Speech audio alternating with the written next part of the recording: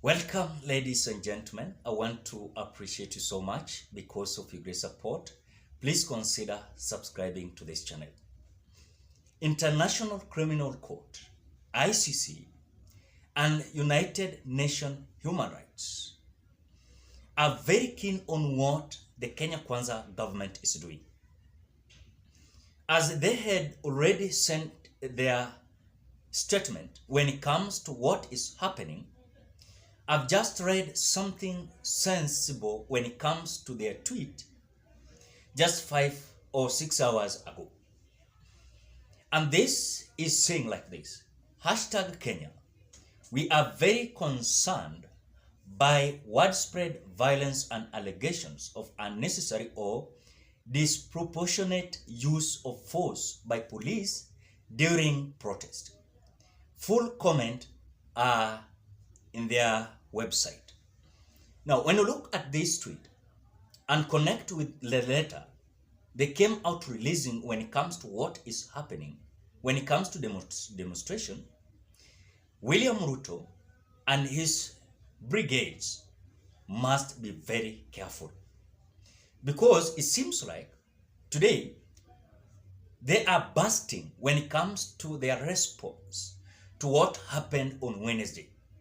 When you look at the speech of William Ruto, look at the speech of Rigathi Gachagua, look at the speech of Ndindi Nyoro, look at the speech of different individuals today from Kenya Kwanza, it is showing a kind of denial in their government. But because I want you to watch the kind of response that these duos had during their visitation across the Republic of Kenya. Some were in Murang'a. Ndindi Nyoro was in Murang'a, in his constituency. William Ruto was visiting, I think it was Nakuru or Kericho, Nakuru. Rigathi Gachagua, same, was coming out, bursting and giving a kind of anger on what is happening. So watch the videos, then we continue. Tumpeleke Bondo.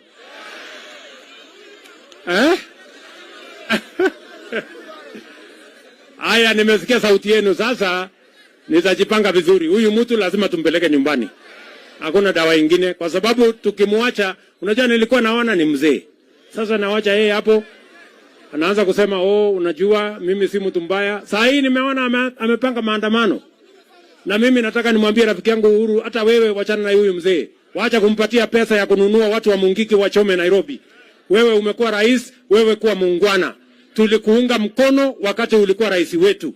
Wewe wachana, uliunga mtu kitendawili mkono tukamwangusha. Wachana na yeye, na usipowachana na yeye hata wewe tutakusafirisha na huyo kitendawili wako.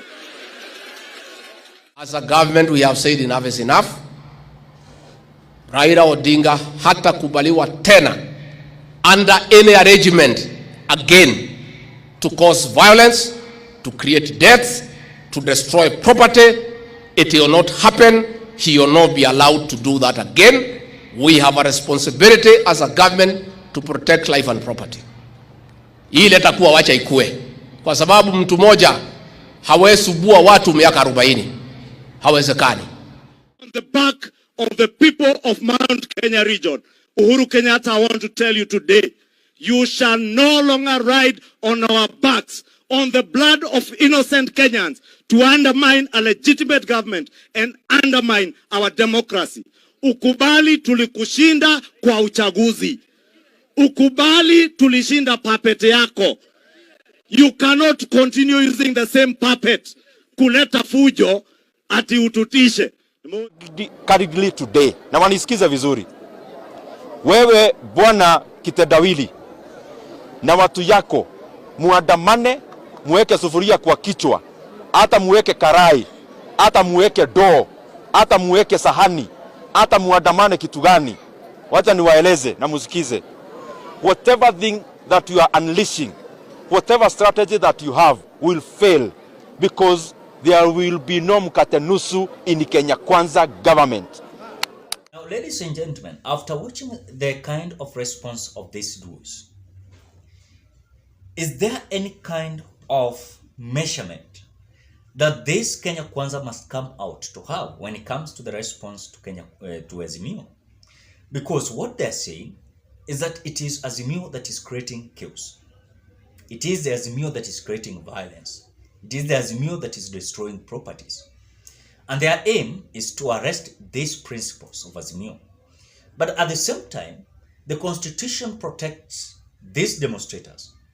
One thing that we want to remind the Kenya Kwanza government is that it is a kind of thought of suspending the Constitution. But they must remember something that is very critical. You cannot suspend the Constitution of 2010 of the Republic of Kenya. You cannot come out to suspend the Article 37 of the Constitution, that there is no demonstration.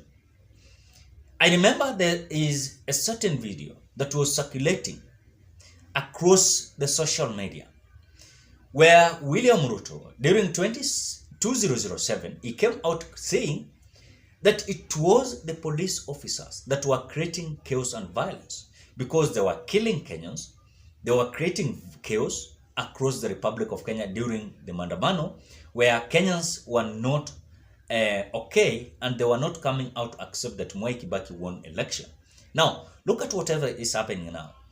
When you look at the response of William Ruto, he's saying that he is not going to accept any kind of Maandamano across the Republic of Kenya. Number two, Rigathi Gachagua, the deputy, is coming out to say that no matter what, if something is going to happen, let it be, but they are not going to accept any kind of Maandamano. Number three, we've had the majority leader, Kimani Ichung'wah, saying the same. Look at whatever William Ruto is saying, is that Uhuru Kenyatta is sponsoring the Mungiki to come out to disrupt Kenya.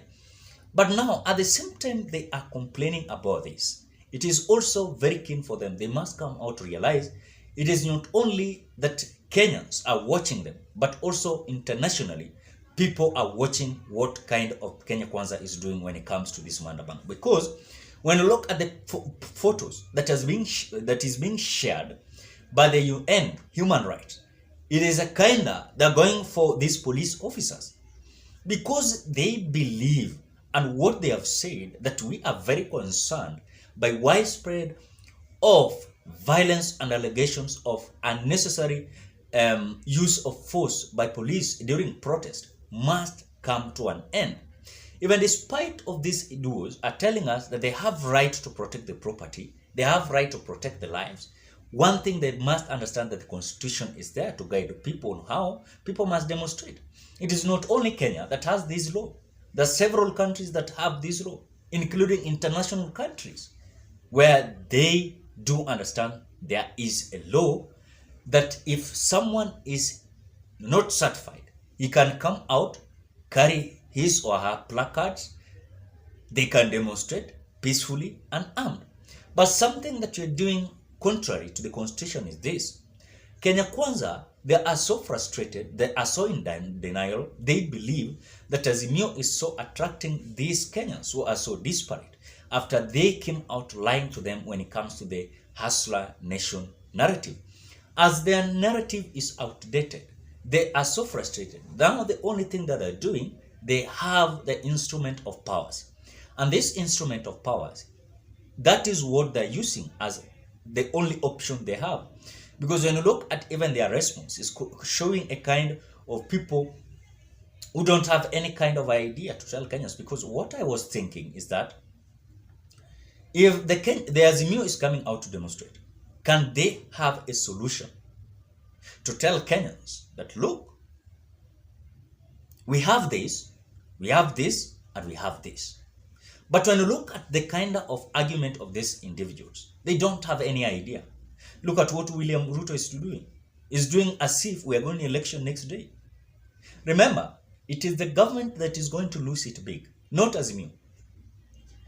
Azimio wanaweza andamana and they can create whatever they want, but they cannot lose anything.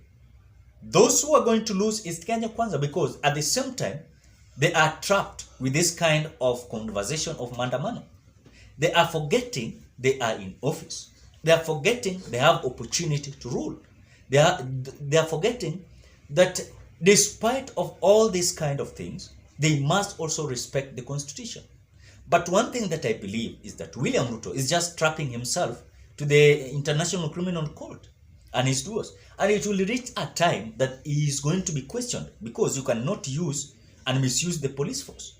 Ladies and gentlemen, as per what you're seeing and the response of International Criminal Court and also the United Nations Human Rights, what are your thoughts towards whatever is happening? Maybe what you're sharing might not be enough, but according to you as a Kenyan, what are your thoughts? Is it a right thing, this government, to use excessive police force to come out to offend the demonstrators? Drop your opinion at the comment section below. Otherwise, thank you so much. Bye bye till we meet on another video.